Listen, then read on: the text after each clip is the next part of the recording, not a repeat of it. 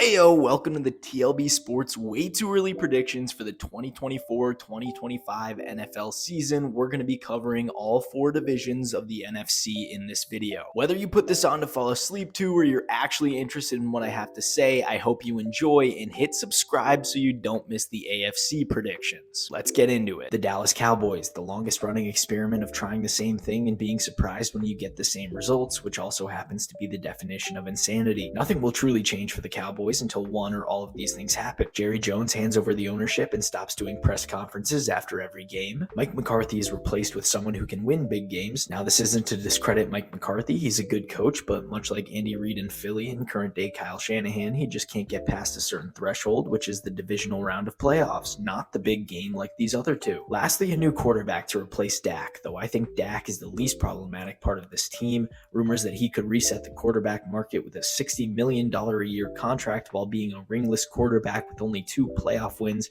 is concerning. And it's apparent the defense only plays well when they feel like it, or more specifically against the New York Giants. To any Cowboys fans listening, I'm sure you'll see a championship in your lifetime, but not this upcoming season. Record 13-4 with the season ending in the divisional round of the playoffs. Speaking of the New York Giants, let's do them next. The Giants are in an unfortunate situation after getting a playoff win against the Vikings with Daniel Jones under center. I, and I'm sure many others, thought the Giants would be back and better this past season. Well, I was proved wrong not even a quarter into their Sunday night football game against the Cowboys in week 1. The Giants had their ups like Tommy DeVito for 3 games, but mostly their downs, which consisted of blowout losses and Daniel Jones, now on a 4-year, $160 million deal, struggling to play like a guy who's getting paid $40 million a year while he dealt with injuries most of the season. They're in a strange situation, currently holding the 6th overall pick in the draft, and whether they take a quarterback and get out of the Daniel Jones nightmare or they continue to build around Daniel Jones, it can only be up from here. Unfortunately, Saquon Barkley will most likely be leaving in free agency, and that will be a huge hole in their offense as he has been the offense for the last few seasons. At least Wan'Dale Robinson stepped up this season, and rookie Jalen Hyatt showed flashes when he got the ball. Record 3-14, the Giants' schedule is going to make it tough to get wins while missing Saquon. The Washington Commanders, I'll be honest, this one's going to be short and sweet. The Commanders have a good shot of turning things around eventually. They're no longer under the dictatorship of Dan Snyder, and they're free of the cluelessness that was Ron Rivera, formerly known as Riverboat Ron before he became conservative in his play calling and unaware of whether or not his team was in playoff contention. Whether they trade up for Caleb Williams, draft someone else at number 2 overall, or stick with Sam Howell, who just needs to have better awareness of avoiding sacks and turning the ball over,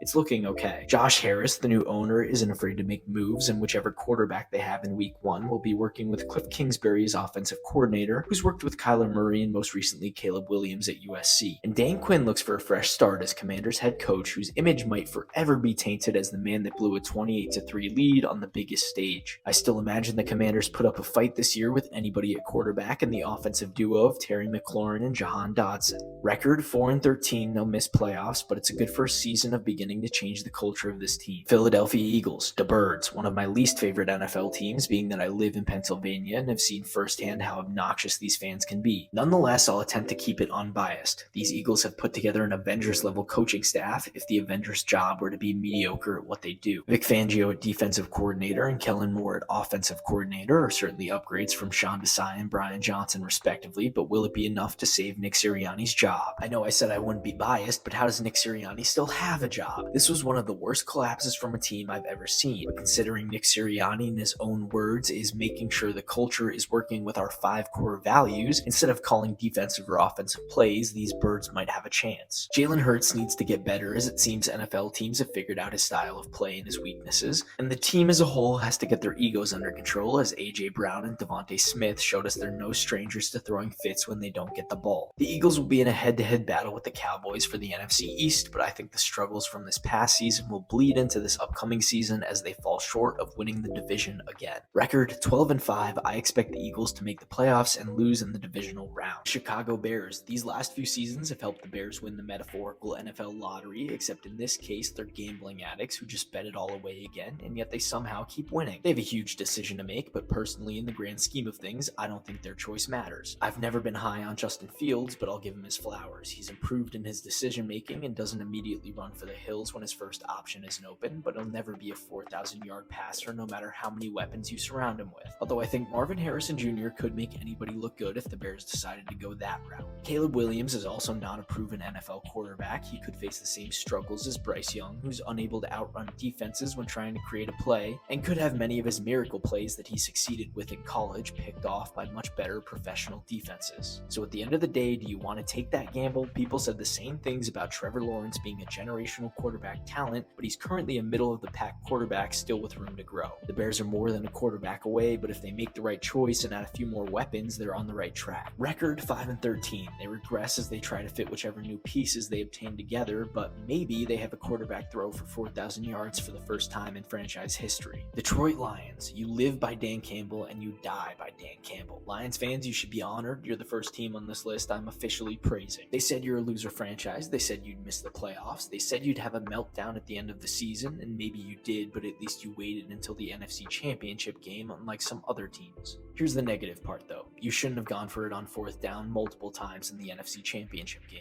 You can do it all regular season long, but not on the biggest stage the Lions have been on in decades. They'll also have to consider a new contract with Jared Goff if that's the direction the Lions want to go. He isn't a free agent until 2025, but getting a contract done could save a couple million per year before next season. The Lions are also in talks of extending Amon-Ra St. Brown before he hits free agency in 2025 with Goff, which I certainly think the Lions should do. They're in a great place with Sam Laporta and Jahmyr Gibbs coming off of stellar rookie seasons, and Aiden Hutchinson has showed why he should have been the number 1 pick over Trayvon Walker in the 2022 draft. Plus, retaining Ben Johnson as offensive coordinator for one more season due to unfinished business will be huge for their success next season. I say run it back and take home the Lombardi to Detroit. Record 14-3, it's Super Bowl appearance or bust for the Lions this season, but they're gonna be relatively good for a long time now. Green Bay Packers. Congratulations, cheeseheads, you've now developed franchise quarterback 3.0, programming franchise quarterback 2.0 with all of 1.0's knowledge, and then using machine learning to develop new traits and then pass on both the previous and newly learned traits has proven to be a success. In all seriousness, Jordan Love really impressed me this season with his leadership and skills after I was a big doubter through the early glimpses we've seen since he was drafted. Whether or not they let AJ Dillon walk isn't a big deal. They also have a young wide receiver core coming into their own. While none of them are Devontae Adams, they can still be great weapons for Jordan Love. Taking down the Cowboys might have been an easy first playoff win for Love, but he also went toe-to-toe with the 49ers, only ending their season on a rookie mistake that was bound to happen. Matt LaFleur will continue training Jordan Love to not choke in the NFC Championship like Aaron Rodgers, and they'll continue to see success. Record 10-7. I don't see the Packers improving by a lot this season. Their season will end in the divisional round once again. The Minnesota Vikings, one of the biggest question mark teams going into next season. Justin Jefferson reportedly wants to break the bank when it comes to contract negotiations,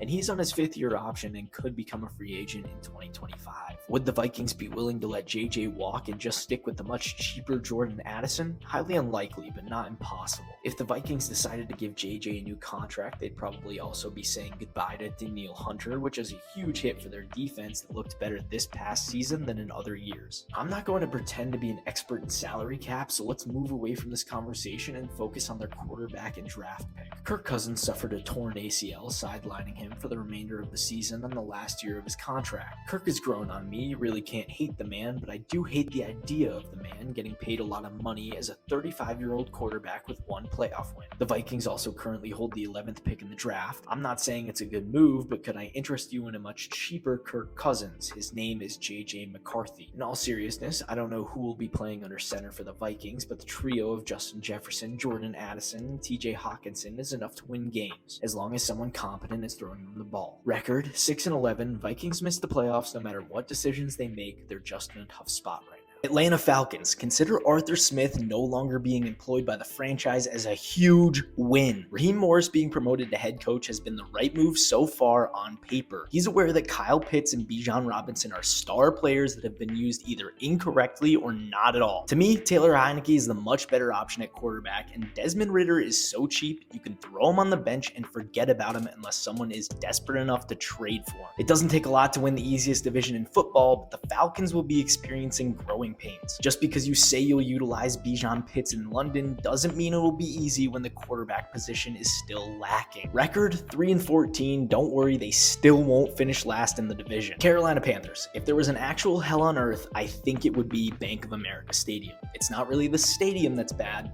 Well, actually, I don't know. I've never been there, but it's really more about the franchise as a whole. I don't care if Bryce Young has only played one season. They made the wrong choice, and this might have set the Panthers back many seasons before they're a competent football team. Young is undersized, which isn't even an excuse because Kyler Murray is way more talented at the exact same height. He's also looked completely lost on the field, trying to extend a play and getting sacked, turning the ball over. Do I have to keep going? I will say in his defense, his weapons aren't great, but at least Andy Dalton made something out of nothing in his only start of the season. I just don't see how the Panthers situation could get any better anytime soon. My outlook would be much different if they had the first overall pick in this draft, but not even being able to add a first round talent to this already terrible roster is just brutal. David Tepper has really taken the title of worst franchise owner since Dan Snyder sold the Commanders. Record 2-15. I would probably just find a new team if I were a Panthers fan. Saints. This team is in a different type of hell. Cap hell. They have the least amount of cap space this offseason at negative $83 million. Like I said, I'm not an expert on salary cap. I have no idea how they're going to get out of this,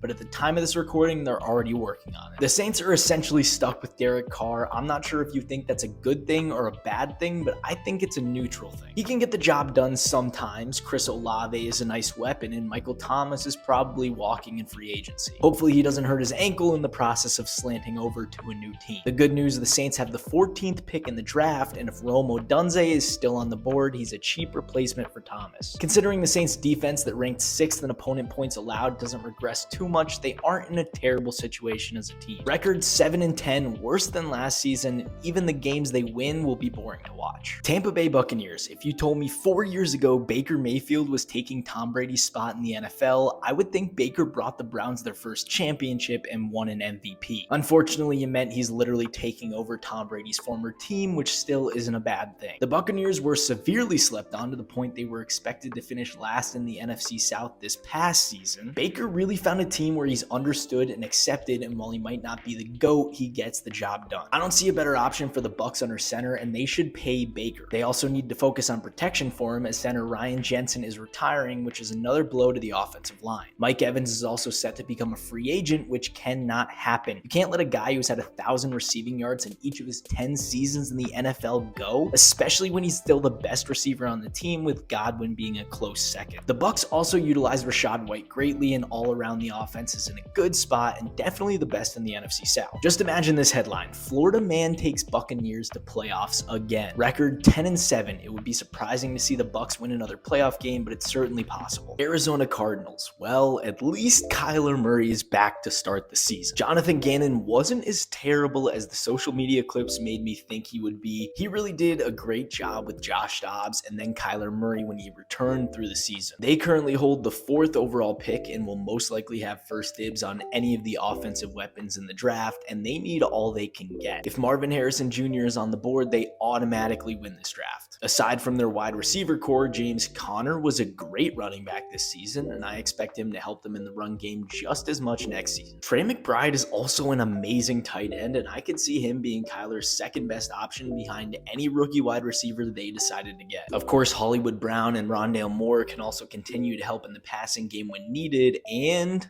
Craig Dortch can even come in and celebrate touchdowns in games where they're down multiple scores. The only downside for this team is they're in an extremely competitive division. It's not going to be easy to compete as a team that's just beginning their comeback. Record 6-11, they don't stand a chance against the 49ers, and the Rams are slightly better than them, but they'll have a tight race with Seattle for last place. Los Angeles Rams, they're now going into their 3rd season since winning a championship in SoFi Stadium against the Bengals, and it's looking much better than expected. Their season was ended by former Rams quarterback Jared Goff against the Lions in the wildcard round of the playoffs, and you truly couldn't write a better script. If Goff had brought the Lions a championship this season, the Matt Stafford and Jared Goff trade would have gone down as the most fair trade in NFL history. Although they've kind of kept it together and kept things moving these past couple seasons, especially this last season, things aren't looking so bright in the distant future for these Rams.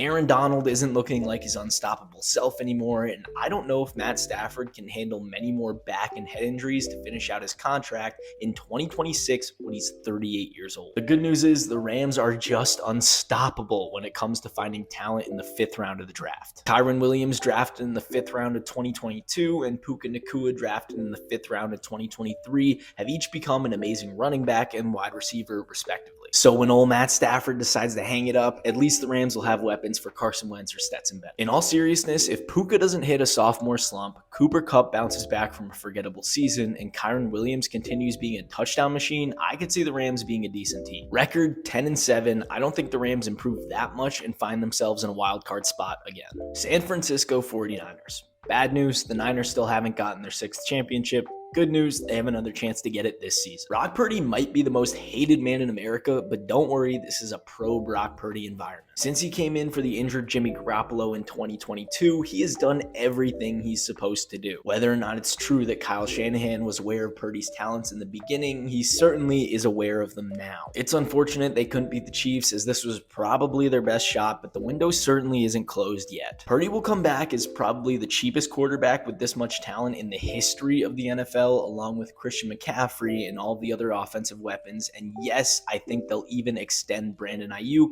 despite the social media complaints from people close to him. I would even go as far as to say that they should give Chase Young a contract and allow him to be a big part of their defense. There were a lot of mistakes made in the NFC Championship and the title game, but I really think they'll learn, adapt, and lock in for this upcoming season. There were just so many things that bounced the Chiefs' way to give Mahomes his 3rd ring. Record 14-3, I expect a Super Bowl appearance out of this elite roster. Anything less is risking the window beginning to close. Seattle Seahawks. I guess it could be worse. Geno Smith is most likely returning as starting quarterback, or at the very least, he will be on the roster. It's actually surprising to see how little effect the loss of Russell Wilson has had on this team. Geno Smith has done just as good of a job as Russ did his last few seasons with Seattle. I think there's definitely some wasted potential keeping Geno at quarterback while having DK Metcalf, Tyler Lockett, and now Jackson Smith and Njigba as wide receiver options. Most quarterbacks can only dream of having these types of options on their team. Pete Carroll no longer being the head coach was an absolute shock to me. I know he's aging, but he's in better shape than me, and I'm 23. I think the Seahawks were just looking for a change and some new energy, but I would have also thought about bringing in a new quarterback if I'm going to be changing head coaches. Kenneth Walker and Zach Charbonnet have also boosted the offense immensely, providing a really strong run game. If I'm Seattle, I'm investing in my defense to get it ranked somewhere in the top 10 and allow me to compete against the Rams and 49ers, and of course, look out for a new quarterback if there are any other options available. Record 6-11, I think they regress as Geno Smith looks less and less like a starter. So there it is, way too early predictions for every single NFC team. I hope you enjoyed, and if you thought my takes were too hot or I was just completely wrong about something, make sure you let me know in the comments, and of course, don't forget to subscribe for the AFC predictions.